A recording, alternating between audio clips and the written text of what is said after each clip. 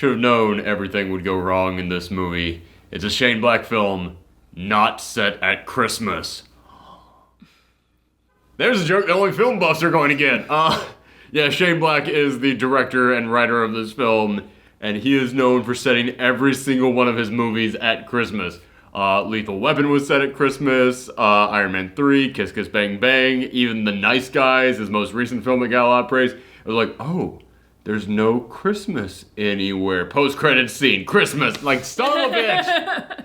This was actually set at Halloween, which I think is his first film set at Halloween since Monster Squad, which, actually, no, wait, did Monster Squad even take place at Halloween, or did I don't know, that was your movie, not mine. Yeah, I do love that movie. I don't know if you've ever even seen that one. No, Hocus Pocus is my movie, but... We got plans for Thor Ween then. But hey everyone, it's me, Aaron. And I'm Michelle. This is our post-Geekout reaction for Not Predator. We did that one yesterday. This is for The Predator. Also not Predators. They need to come up with better names for this franchise. Oh my gosh. Dear God, this is... It'd be like if they made another Alien film and they just called it The Alien. It's like, go fuck yourself. So yeah, After I got out of this movie, I made a tweet in which I said, I'm going to go out on a limb here and say, if you were a fan of the original Predator film, there is about a 75% chance you're going to hate this movie. But that's not to say that I hated it. I really liked the original Predator film. But I know other people who are even bigger fans of Predator than I am, and I kept thinking about all the stuff that they enjoy, and I kept thinking about how, yeah, this film doesn't really have any of that in there. But it's not to say that it's a bad movie, but there are definitely bad decisions in here. There's a lot of things in this film that I kept looking at and just going, why did you put that in there? Which, part of that is indeed Shane Black's problem, which I will admit, if you guys have watched this show for a while, you know Shane Black is one of my favorite writers and directors out there. I think the dude is incredibly talented. Kiss Kiss Bang Bang is one of my top 5 favorite films of all time. There was a period of time in which HBO was just running that like 3 times a day, and I was sitting and watching it about 3 times a day. So yeah, I love that guy, but he does have certain things about his writing style and certain things that he loves to put in movies that do not fit in a Predator film, but he still put them in this Predator film. However, there are also other times in this movie in which you can look at it and go, wow, the studio interfered at this moment. Wow, the studio totally came in here and chopped up whatever was originally written here. So it's kind of like the worst of 2 different situations crammed into one, but they're still good in here. It's so weird, and I kept trying to think of what this film reminded me of and why it felt so bizarre. And I finally figured it out. And I'll get to that after we kind of set everything up and after I tell you what this movie is about. Basically what this film is about is that, let me bring out everybody's names because this film is loaded with people who I know but I don't know the names of. Boyd Holbrook, who plays the main character Quinn. He is a sniper in the army and he is scoping out this, I think it's a kidnapping that's going on, and he's aiming at a member of the cartel. And then all of a sudden, a Predator ship crash lands down. And the Predator ends up getting taken out, and he steals some of the equipment on that Predator. And he's like, okay, I know what's going to happen. I just saw an alien. The United States government showed up immediately afterwards, and they started scoping out the area. They are not going to let me just get away with knowing that aliens now exist. I'm going to take any equipment I can get from this alien and then mail it back to a P.O. box back home, so that way, when they come in here and try and say that I'm crazy, I will have proof of it. Which is actually kind of a smart plan. There is a moment in which he's being interviewed by the Army Psych guy, and he's like, I know exactly what you're doing. It doesn't matter what I tell you. You've already decided I'm crazy. They've sent you here just to find something that I tell you to be able to put down on paper, he's crazy. So that if I start talking about aliens, no one will believe me on this. It's like, okay, that's actually kind of a good twist on this. So he's one of the main characters. Another one of the main characters is Olivia Munn, who plays a scientist, and she gets called in when they capture the predator that crash land down. And she goes in there to investigate, and they discover that this predator has human DNA in it. And now, that's not a huge twist. You do need to kind of know that to kind of know what the special premise of this film is. We are going to save all the spoilery stuff until after I give my score, so you're fine now. But trust me, there is some major spoiler BS in this movie that I will get to. So she has to investigate, okay, why does this predator have like some DNA of humans in there? What exactly is this species? Did Schwarzenegger fuck the predator? If anyone could. If anyone could. You're one ugly motherfucker. Luckily, that happens to be my kink. Get that image out of your head. But what ends up happening to Quinn is that he gets put on this bus full of other army military guys who have all been declared crazy, and they're being sent off to basically be lobotomized. And this is our crew.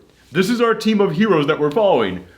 Basically a bunch of guys who they suffer from one thing or another, and and basically the military has decided to get rid of them off-site. And when I first met these guys, it was so weird. It took me a while to get used to it, because you've got like Keegan-Michael Key. I think that's, Keegan-Michael Key. He plays a guy who he kind of has PTSD, and because of that, he just makes jokes at all times. And I was like, oh, that's going to get annoying. Oh, that's going to get so annoying so fast in here. But as the movie went along, it actually kind of became endearing. And yeah, he's making just terrible jokes throughout the entire film, but because you know it's kind of like a mental disorder of his, it's like, oh, okay, I get it now, I understand. And he does actually make a couple of good jokes in here. I mean, Keegan-Michael Key has good comedic timing. But then Thomas Jane is in there, and Thomas Jane has Tourette's syndrome. So he just like will occasionally just say out there like a swear word or something. And the moment that I saw that, I was like, oh, this is going to be a problem. This is gonna be a problem because I know exactly what's going to happen. There's going to be a moment in which they're hiding from the predator. Yeah. And he's just going to be forced to blurt something out. And they kind of do that at one scene, but then he turns it around and does something kind of cool in that moment. And I was like, oh, okay, all right, I'll give you a pass on that. And that's kind of how I am with all the people that he meets on this bus. All of them were like, oh, this could be a problem. Oh, okay, they're not that bad. And towards the end of the film, I actually did start to like these guys. There's really only one of them. He's like, I think he's Irish. I couldn't tell because he didn't really say enough in this film. You couldn't understand what he was saying because of the Irish accent? Yeah, kind of. But yeah, there was this one guy in there. Hey, dog outside. Hey, ice cream truck outside. Yeah, wow. You both, on both sides of us at the same time, like, both of us will team up to fuck up his recording. Yeah, you guys can just ignore that ice cream truck. We're not actually in a movie theater here, everybody. Surprise! So, yeah, this entire team, I kept looking at just kind of like, okay, they seem like they could have been just there for bad jokes, but they actually do have some heart to them, and you actually do start to like them, especially after they all kind of like start to come together, and it's like, okay, well, no one's gonna believe us, we're the ones who they already wrote off, so it's kind of up to us to start this monster. I think that's a really good setup. I will say, I don't think that they ever really kind of focus on it the way they should. Like, you never get that sense that that's what the message of this is. You get the sense more like, hey, it's just a ragtag band of, like, not the average heroes coming in there to save the day. And I felt like they really should have played up the fact that it's like, yeah, man, people wrote me off. They signed me out of my corps because they said that I was crazy, but now it's up to me to save the world. It's like, yeah, you really should have kind of, like, leaned into that. Like, that could have been, like, a really heart-touching thing. And that never really becomes that much of a thing in here. Like, Thomas Jane and Keegan-Michael Key actually do kind of have a, like, nice touching moment in which they talk about how, like, yeah, both of them helped them through, like, the stuff that they dealt with. But again, I really do feel like the big premise of this should have been the guys who everyone pointed at and was like, you're crazy. It's like, no, they're the heroes of this film. It's like, the movie never really stops to do that, and it feels like a missed opportunity in here. But again, this is a film that does feel like it was kind of cut to shreds, so maybe there were those moments in there at some point. But there's another member of this team, and this is kind of like one of my big problems with this movie. There's another member of the team who was actually played by the guy from Moonlight, which I did not expect the next thing that he was going to do to be a freaking Predator movie. But yeah, his name is Nebraska, and he seems to have the most of his act together. He got addicted to opium, and he tried to shoot his commanding officer. And there's a twist about that gets revealed later on, but he actually has a really heartbreaking backstory to him. And he actually has a lot of depth. And the actor has a ton of charisma. And he does really good action scenes in here. And I kept looking at him throughout this entire movie going, why are you not the protagonist? Because, listen, it's not that guy whose name I forgot, Boyd Holbrook as Quinn, does a bad job, but he has nothing to him other than I'm a sniper. Wow, that ice cream truck is not leaving outside. Sorry. I don't even think my mic is picking that up. I don't even think everybody can hear that, but we can hear that. It's driving me nuts. Yeah. But yeah, like, Quinn is fine, but yeah, his only real thing is that he's a sniper and he's good at, and he also has a kid who he cares about deeply. Great. You could have picked that kid up and just handed it over to Nebraska. You could have had him have a kid. Or not had a kid in this movie at all, which is another problem I will get to in just a moment. But Nebraska has so much personality. He's so likable. He's got such a rich, deep backstory to him. And I was just like, I would far rather be following you as the protagonist of this film, because you think about what made the original Predator work, it was the personality of all those guys, especially Schwarzenegger. Nebraska is like the one guy in this film that I'm looking at is like, yeah, you could be the next Dutch. You could totally be the next Dutch. Why are you not the next Dutch? Why are we not focusing on you as the protagonist of this film? And like I said, the only thing that Quinn really has going for them is that he's a really good shot. There was a moment in this film in which Quinn is going into an area and like some of the other army guys are in there about to like try and like sneak up on him, and then they get shot by Nebraska, and then it cuts to Nebraska way off and he goes, yeah, you ain't the only sniper here, white boy. And I was just like, oh, so literally the one thing that Quinn has going for him, you also have. Yeah, it really just kind of took me off that you have a way better character right there that I would far rather be following as the protagonist of this movie. Again, it's not that Quinn is bad, but he's bad in comparison to Nebraska. And you kind of need the main guy of this to be the guy who has like the most charisma and personality to him. So yeah, that's another little problem with this. But like I said, kind of my biggest problem with this movie is that Quinn has a son, and like I said, he sends all the alien gear to his P.O. box, but he hasn't been paying for the P.O. box in a while, so they just bring it right back to his house, and his son finds all the Predator gear, and he starts deciphering it all. How old is his son? His son is like 7, 8, I think he might be 10, actually. I think they actually say 10 at some point. He's like 5th or 6th grade, so that's around like 10 years old. His son has autism. And here's the thing, I am totally in favor of more films that like paint autism in a positive light. I'm totally positive of more representation of autistic characters in films. I applaud them for trying to do that.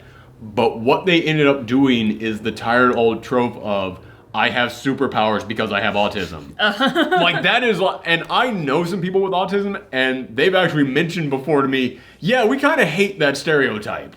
We kind of hate that stereotype that all of us are geniuses because we have autism, and that's exactly what this is, because this 10-year-old kid is deciphering like alien languages, and he's like hacking into like the alien mainframe here. The Predator. Alien is a different franchise. Yes. But yeah, he also has a half human. Oh yeah, you're right. Well, that was like way later down the line. No one wants to talk about that one. But yeah, I just kept looking at this like, are you kidding me with this? Like, you don't know that this is like a really like tired out there stereotype. And also a problem that I have with the fact that they are trying to like do this like positive autism story in this Predator film is that it's having to do with his 10-year-old son, and it's a Predator film. They're coming in here and they're having this movie where it's like, oh no, yeah, look at how important he is, look at how special he is, look at all the great things that he can do, and how proud I am of him. Now watch this big-ass predator disembowel a motherfucker and rip his guts out and throw another dude into a tree where he's impaled by a branch. And I was like, I don't know if this was the place to do this story. Yeah, I don't know about that, because it really does feel like it's like, okay, we're going to provide positive representation for all the kids with autism out there. Also, we're going to put it in a movie where kids should not come and see this movie. And I guess it's there also partly for the parents out there who have autistic children to make them feel better about that. Because, I mean, the child of the autistic child is the protagonist of the film. So I guess that's who it's kind of aimed at, like the parents of these kids. Mm-hmm. But at the same time, then it kind of turns this into like a family film. The film really does, at moments, have this feeling like it's a gruesome, brutal, R-rated family bonding film. It's like, what? What tone are you going for with this thing? Again, they adopt the predator because all he needed was love. Oh. Tap that down for a second. You want me to, like, put the nail on this? They didn't know what tone they were going for coffin here? There are predator dogs in here that, like, they use for tracking. And they're, like, bulletproof and they're incredibly tough. And there's a moment in which they go up to one of the dogs and they shoot it right in the head.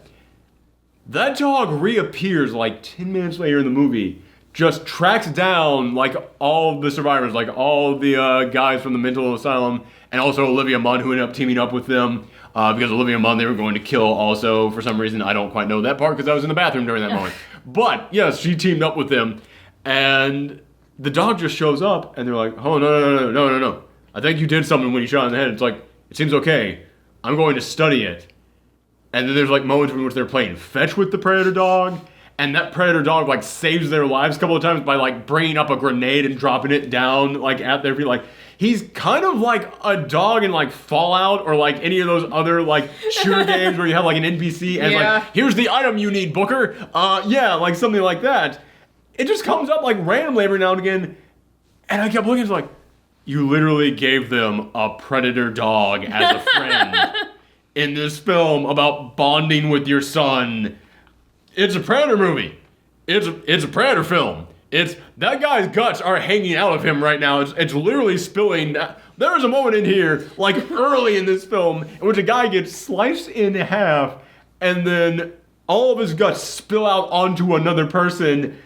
And then an hour later in this thing, it's like, son, I want you to know how proud I am of you. Here's your new predator alien dog that you can put. What? Again, I'm all for more positive representation of autistic characters, but again, I can't help but think if you want to do that in this film, you literally have an entire group of people who got discharged from the military because the military was registering them as having mental disorders. Make one of them autistic and have them come in here and save the day.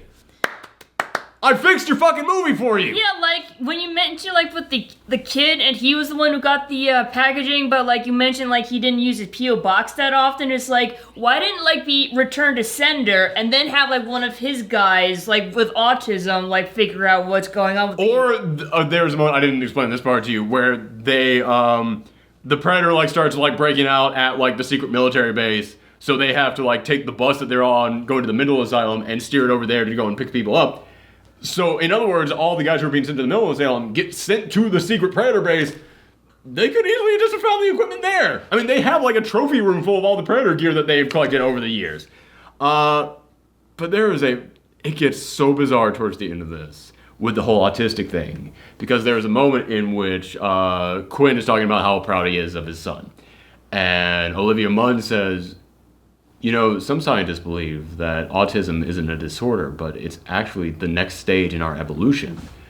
Which, I don't know if that's... I've heard some stuff like that before. I've heard some theories like that.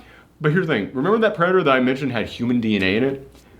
The predators are making themselves bigger and badder and tougher versions of themselves by going to planets, finding the biggest, baddest motherfuckers on those planets, and killing them and ripping out their spines, like we have seen them do, to get their DNA to then merge with themselves to make themselves stronger, to basically become the apex predators of the entire galaxy by taking the best traits of every single creature across the galaxy and merging it into one. He comes down to this planet, and this part, it's semi-spoilerish, but I don't consider it that much of a spoiler because it is talking about, is kind of talking about where the story goes. That is the exact definition of a spoiler. It is talking about another little critique that I feel like a lot of people are going to have with this film. The Predator comes down, and he kidnaps Quinn's son. And then they go, why would he want the boy? He's the next stage of evolution, and they're trying to get the more advanced species on these planets. And I was just looking at it, I was like, again, you're trying to create like a positive autism story here. And your idea of how to do that is predators want to kidnap autistic children? It's when you say it out loud, doesn't it seem weird? Like, again, I'm all for them trying to make the more positive autistic story here, but was that the way to do it? Was predators want to kidnap autistic children the way to do... Again, when you say it out loud, do you see how weird that sounds? Yeah. Yeah. It was just so bizarre to me. And again, I just keep feeling like if you wanted to make a positive autistic story, again, make one of the guys who got discharged from the military autistic and have him go in there and help save the day. It's like, that would have worked so much better, I feel. But I know the reason why it was a kid in here, and again, I said I absolutely love Shane Black. I think the guy is an amazing director and writer. He did something incredibly shitty on the screen of this film, because, I don't know if you heard about this story, but apparently he has a friend who is a registered sex offender, and he decided to give him like a bit part in this film. Yeah, no, that's bad. That is bad. But one thing about Shane Black, he loves saying everything at Christmas, which he didn't do in this movie, but he also loves working with kids. Almost every single film he writes, he works in there a way for a kid to be in the movie. Like, remember in Iron Man 3, when all of a sudden, out of nowhere, he just finds this little kid who he decides to start mentoring for like 10 minutes of the film? Yeah, like, that just felt like, I like Iron Man 3, but that is one of the problems I have with it. It's like, where the fuck did this kid come from? And the kid doesn't like pay off at all in the end. Like, you literally just stop the film because Shane Black likes working with kids. Yeah, I know that's exactly why this happened in this film, is that Shane Black was just like, no, this is my thing. I want to have a kid in every single one of my films. Okay. Do you think Predator wasn't the best place? You broke the Christmas one. Like, honestly, it feels like Shane Black was not a very good choice for directing a Predator Which is weird because he wrote the first one. Yeah, but it's like, since then he started to develop... He has become an auteur since then. He has become one of those directors who is like, these are the things I do, this is the way that I make my movies, I'm going to do that. And it's like, you need to go back to being work for a hire guy when you're working on the Predator film. Because there are other things in here where this film really is borderline a comedy. And Shane Black is a great comedic writer. There are many times in this film in which I was actually kind of fighting back laughing because my mind was like, you just watch a guy get disemboweled. You shouldn't be laughing at the very next scene that happens. But yeah, it was actually pretty funny. Like I said, the group of people who are working to take down the Predator, they're very likable, and a lot of that has to do with the fact that, yeah, they're actually pretty funny. They actually do have really good lines written in there. Yeah, like, I know you mentioned before that, like, having comedy in a horror movie is important to, like, break up the tension, but, like, sometimes... This is not a comedy breaking up a horror film. This is a comedy. And it was just like, yeah, man, it's kind of weird. Like, there's a lot of stuff here that doesn't quite mesh together. Like, if it was, like, dark humor, like, literally laughing at someone who was, like, maybe an asshole, and maybe he got his guts cut out, and, like, maybe you're like, yeah, you deserved it, ha ha ha. Yeah. But it's like, that doesn't seem like, I didn't see the movie, of course, but it's like, that did not seem like he was going for a dark comedy. There are dark comedy moments in here, but for the vast majority of it, it is not a dark comedy. Yeah, it is just a comedy. And... like I said, going back to that tweet that I sent out there in which I said, yeah, I think about 75% of the people who like the original Predator are not going to like this. That was one of the things I was talking about in here, in which I was just like, yeah, man, you're gonna go into this thing and kind of be shocked at how much humor is in this movie. And I think some people will be okay with that. I think other people will not be okay with that.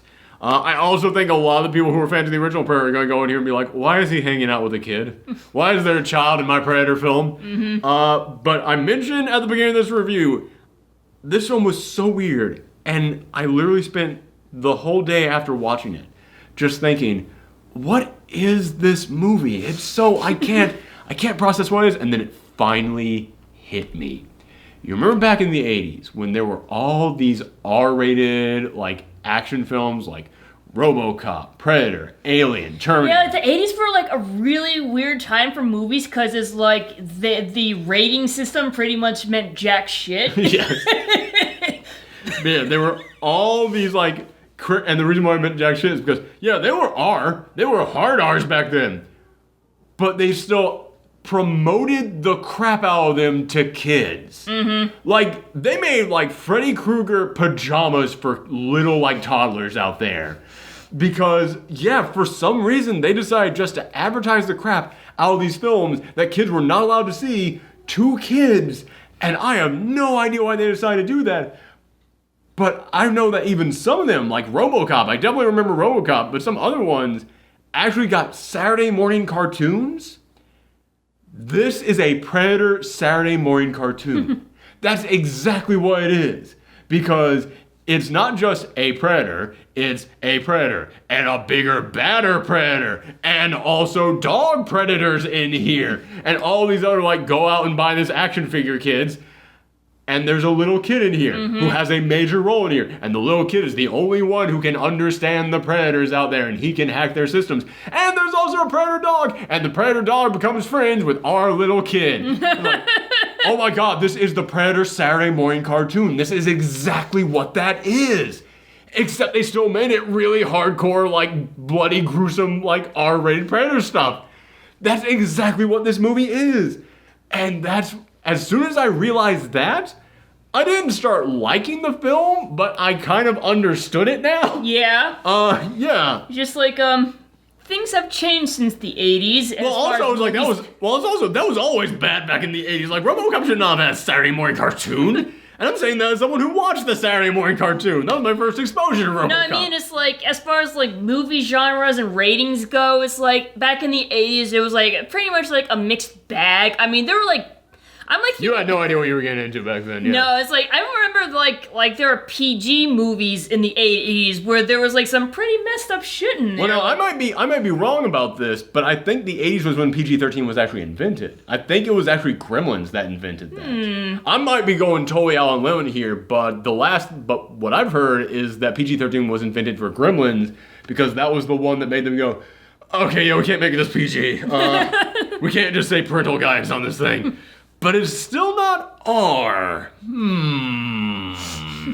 So yeah, the 80s was a weird time in which they were trying to figure it out. But yeah, all the things that I listed off there were R-rated films, but they had monsters and robots in there, and kids love monsters and robots. So they still decided to promote the crap out of it to them. Cause yeah, you got the little kid in there, who he's the one who can understand the predators, and he's got a special predator dog that's helping them out. But also, I haven't even mentioned this, there's a bigger predator who hunts other predators in there. And that feels like a very Saturday morning cartoon thing, which is like, oh, well, we thought the other predators were bad. Here's the biggest, baddest predator of them all. But it also really feels like a studio decision. Like, it really feels like we gotta go bigger and badder. What's bigger and badder than a predator? A bigger, badder predator. Yeah, it's kind of just very transparent to me of some of the times when the studio came in here and meddled. That was just like, all right, well, we gotta make the bigger, badder predator.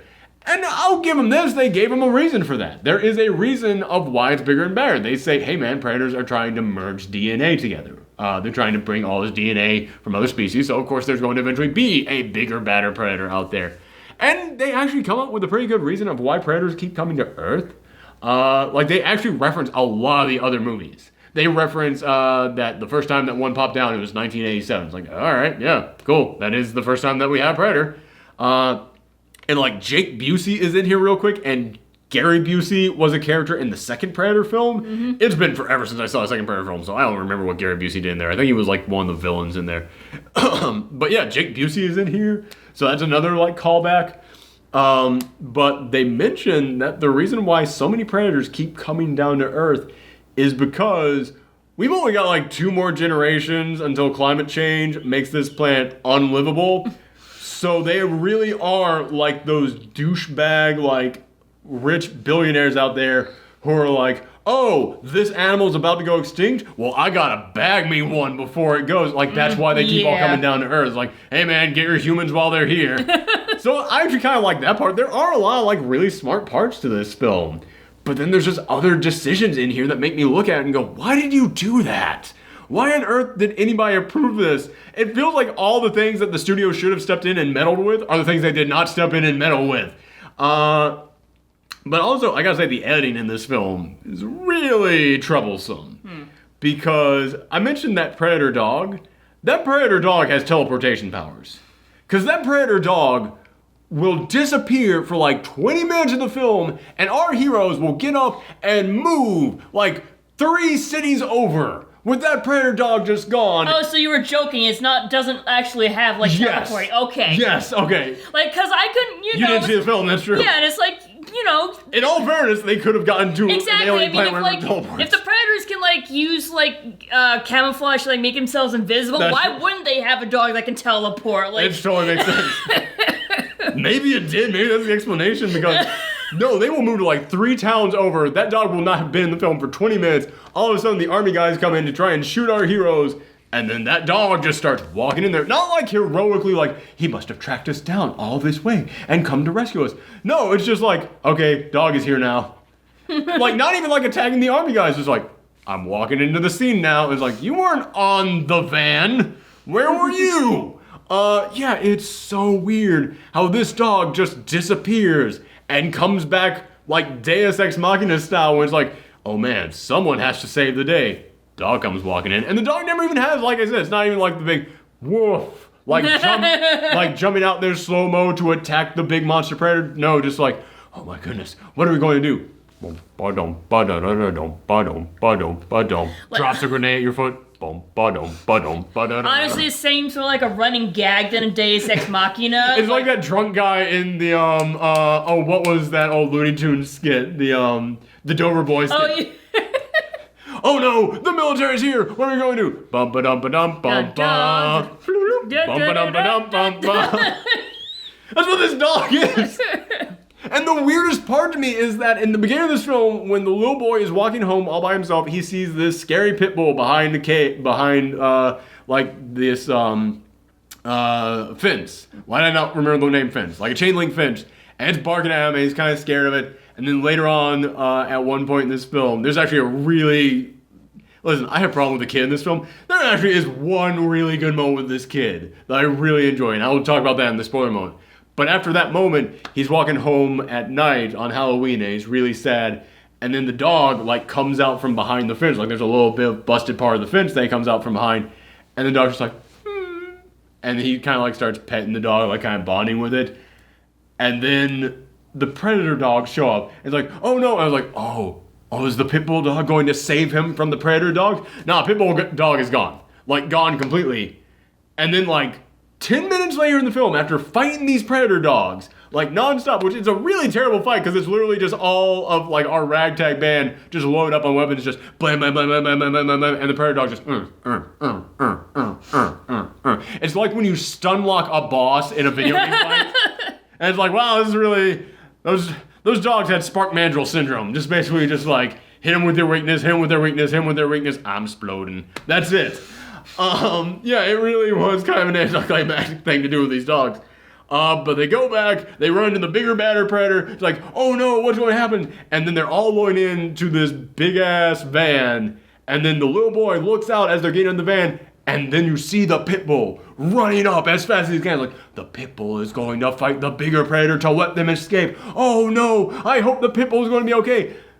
He sees the pit bull running. Then the little kid jumps on the van. They start driving away. The predator looks at them like, then the predator starts talking back to him. Predator walks away. You see cops pull up. The predator looks at them, walks away. That pit bull is never seen again. And I'm bringing this up because it's not like the pit bull came in here, attacked the bigger predator, and the predator knocked him away, and then we're never seen again because they drive away or something. The little boy looks out. The dog running. What happened with it? Like, there was the setup. Where's the punchline? I feel like that was be another deleted scene. That's exactly what I'm saying. There are clear moments in this film where you can tell, wow, this thing got edited to shit. Like, you don't include the shot of the pit bull running up to do a thing, and then you cut out the thing. And if you're going to cut out the thing, cut out him running up. There's no point for that then. It's so weird, man. Like, I almost feel bad bringing like a moment like that up because it's such a weird cut that I honestly wonder if like my screening of it just had a scene deleted. Just like if almost like I got an early cut of this film and a card was going to pop up going, scene not finished yet. And then it just cuts to them in the van. It's like, wow, I can't believe that pit bull actually took on that giant alien. That's the most badass thing I ever saw. But yeah, so I know I'm complaining about this a lot, but just to like reiterate the positives in here, I do like all of our protagonists in here. I mean, the most boring one among them is the main guy, Quinn, but again, he's not bad, it's just everyone else is better than him. Especially freaking Nebraska, who's sitting right over there. But aside from that, you know, there's still good comedic scenes in here. It's weird to have comedic scenes in here. I mean, that many of them. Yeah. But they're good. So yeah, I'm coming down. My final score on this is going to be a 5. Like, I'm coming down right in the middle. Because when this film has charisma and it has charm, yeah, it's got charisma and charm. But when it doesn't, it's kind of a mess. And it does really feel like there were just very poor decisions made in this movie. Like, continuously, by not just the studio itself, but also the director. But you've got really talented people working on this film, so even when really talented people make poor decisions, you can still see positives in there. And even when they make good decisions that get chopped to shit, you can still see the good in there. This, to me, if you are a Predator fan, go and check it out. Because like I said, I do believe there's about 3/4 of all the like diehard Predator fans out there who are going to hate this. But I've been hearing from a lot of people who responded to that tweet that I made who said, I am a diehard Predator fan, and I actually really liked it. So yeah, I'm still saying it's going to be about 75%. But I think that other like 1 in 4 out there are really going to dig this film because it does still have a lot of positives in there. They're just kind of like really jumbled around. But okay, time to go into the spoilery stuff. The really kick-ass scene with the little kid that I really enjoyed, he's afraid that the boys at school are going to make fun of him on Halloween, and his mom keeps bringing home like Halloween costumes for him to try. And like, no, they'll still know it's me. They're still gonna pick on me. And so when Halloween rolls around, he's been tinkering with the Predator gear. Oh, so that's what he wears for Halloween? He wears the big-ass Predator helmet for Halloween. And like the Predator like wristband and everything. Did the Predator dog was with him? Or? No, this was way before they meet the Predator dog. Like, actually, this was the scene right before they meet the Predator dog. He's out there trick-or-treating in that costume, and the boys come up and they're messing with him. It's like, leave me alone, stop, please stop. And he goes up to a house and knocks on, and no one responds, and he's walking away. Like, a guy comes out of, like, his second floor and goes, here's some candy, you idiot, and throws, like, a rock at him and hits the helmet. And then a little thing pops outside and blows up the guy's house behind him. And I looked at that and went, that's actually kind of awesome. That's, okay, if you're gonna have a little kid in a Predator movie, that's what the scene should have been. Like, cut out the stuff about him, like, figuring out all the Predator gear stuff. Have it just be Quinn wants to get home because he's now knows that all the Predator gear got sent to his home, and he's worried that the Predators are going to come looking for him. And this is what the little kid does with the Predator gear that he finds, because he just thinks it's a mask. Yeah. That's an awesome scene in there. I really enjoy that. Also, there is a great Easter egg in there.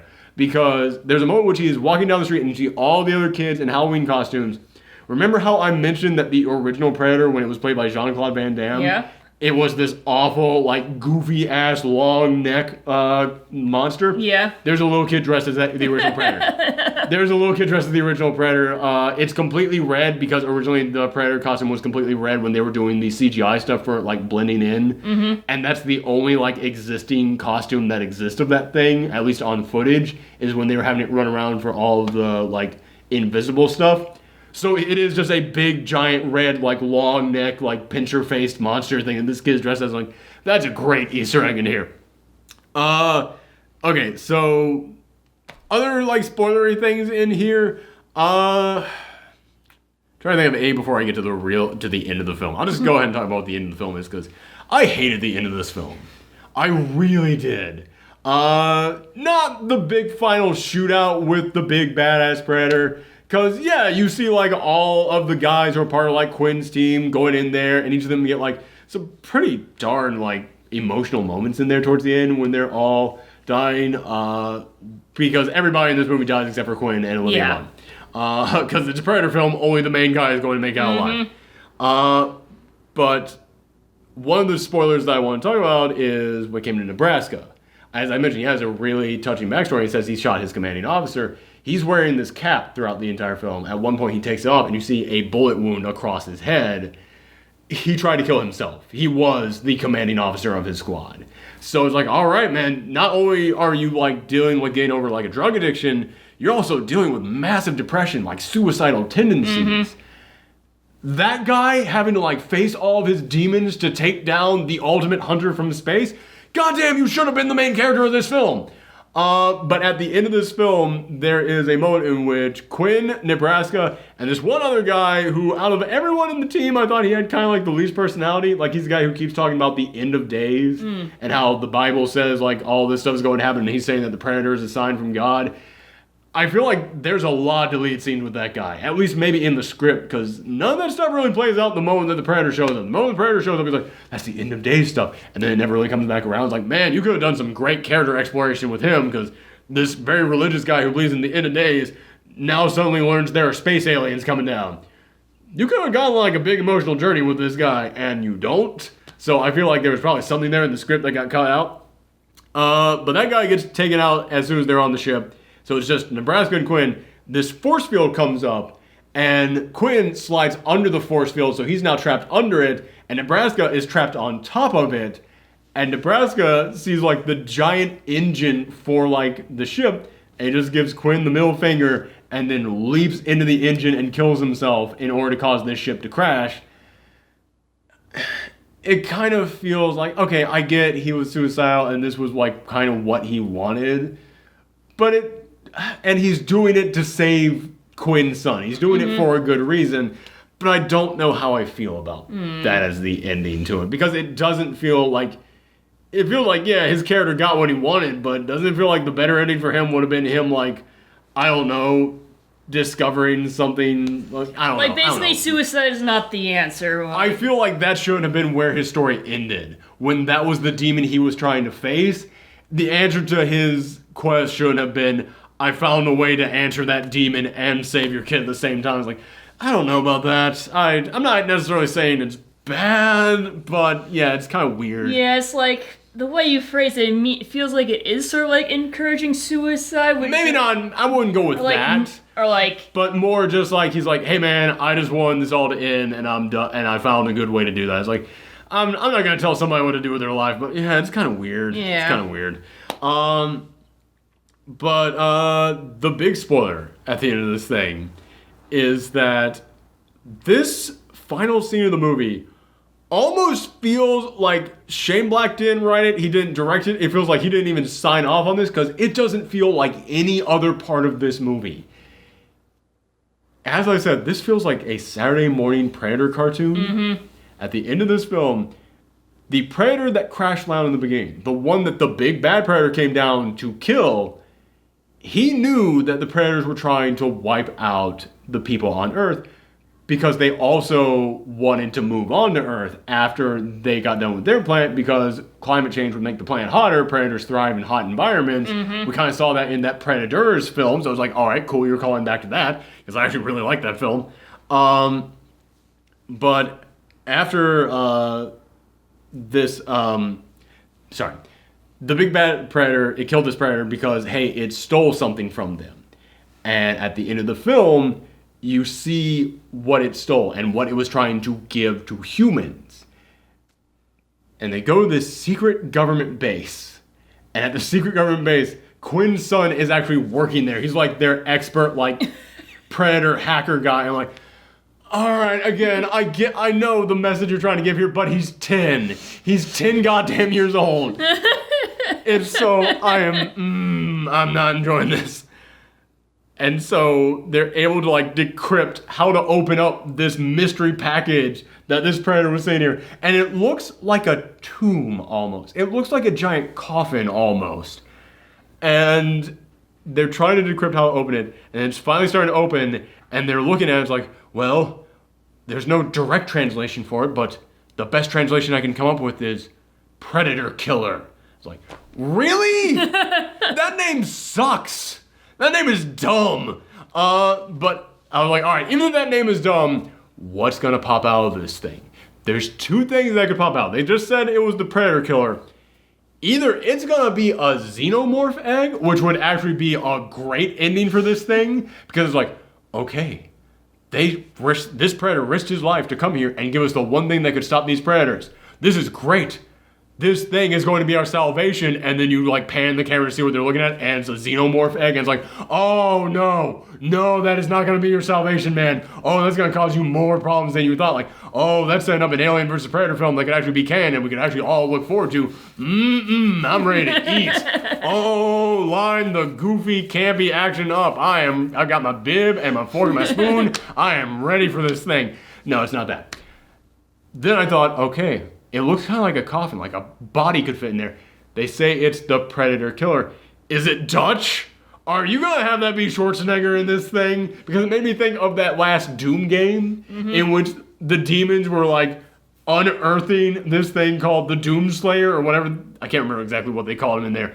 But it's like, yeah, this is like the scourge of the underworld. And it was the Doom guy from the very first game. It's like, are you gonna do that? I see you referencing that Doom game in there. Oh, is that what you're gonna do? No, that's not it. Out of this big ass contraption, this little tiny thing pops up, and then it gets shot right onto the arm of a scientist, and then it Iron Mans itself out and just and it turns him into Iron Predator Man. It's a total Iron Man Predator suit, and two giant ass War Machine cannons come out the back, and then like it shuts down again and goes back into the little tiny arm compartment, and Quinn is there and he goes, that's my new suit. Credit. Fuck you. That is awful. Buy our toys. Yes. I've heard so many people, I've listened to a bunch of other critics out there going, yeah, it sucks how this movie, it ends on just a really bad sequel bait. I was like, that wasn't sequel bait. That was toy bait. That was turning to everyone at home and going, hey kids, ask your parents for the Predator Killer toy. Coming to stores near you. That is exactly what this was. This was buy the Predator action figure, then buy the bigger alpha male Predator action figure, then buy the Predator Killer toy, and buy the Predator dogs. You can't not have them too. And remember to get Quinn and his whole crazy crew of teammates in there. This thing ends with a commercial. Like a flat out, like the Mattel logo should have popped up there. I hated this ending. And again, before this, yesterday, we did a post-Geekout retrospective in which we went back and we looked at the original Predator film. And what was one of the things that we said in that review? We said, man, one of the great things about that final showdown, it's not that Dutch gets like some high-tech Predator equipment. It's not that he steals like his invisibility suit or something and starts sneaking up on him. No, he brings the Predator down to his level and fights him mano a mano. This thing, they literally steal the Predator equipment, so they have the Predator gear to fight him back with, and at the end of it, they get even better Predator equipment at the end of it. It's just like a big old middle finger to the original climax, like... Again, I said about 75% of the people who are fans of that original are going to hate it, and one of the reasons why is because, yeah, I don't think that all the fans of the original are going to want like a comedy, but I think some people will enjoy that. But I also think a lot of people who are fans of the original, they're going to look at this and be like, really? A freaking Predator Iron Man suit? And even like, though that is like for the sequel, they don't use that in this film, they still use all the Predator blaster weapons, they still use the Predator invisibility suits against him, and like, yeah, it's kind of what makes the Predator cool is that a human has to take down something far superior to it. The moment that you put the human on the same level as the predator, it's like, oh yeah, that's not nearly as cool. Yeah, it's definitely like, hey, look at all this cool stuff. Definitely toy material. Wink, wink, nudge, Dude, nudge. I wish I could find the ending to that online because I want to show it to you. Like, I'm gonna see if I can actually find like on YouTube like somewhere. a bootleg. Like ending, somebody like screen like just recording it on the camera because I run into that stuff all the time. Like, nope, YouTube's not working on my phone right now. Okay, I will show it to you after this. But yeah, I'm sure I can find it somewhere. Okay, yeah, this film, I would still give it a 5 because I think that there is good stuff in here. I think there are going to be people who really enjoy this film. But man, when this film gets dumb, it gets dumb, and not really in like not the fun kind of dumb. Not the fun kind of dumb, at least not for me. Yeah, that's our thoughts on that. Next week, what the hell even comes out next week? I don't even know. There is a movie coming out next week, so we will be back with another post Geekout reaction next week. So make sure that you come back for that, and you can always follow us on Twitter, Twitch, Tumblr at Professor Thorgy. Thanks for tuning in, everyone. Come back next time. Bye. Bye.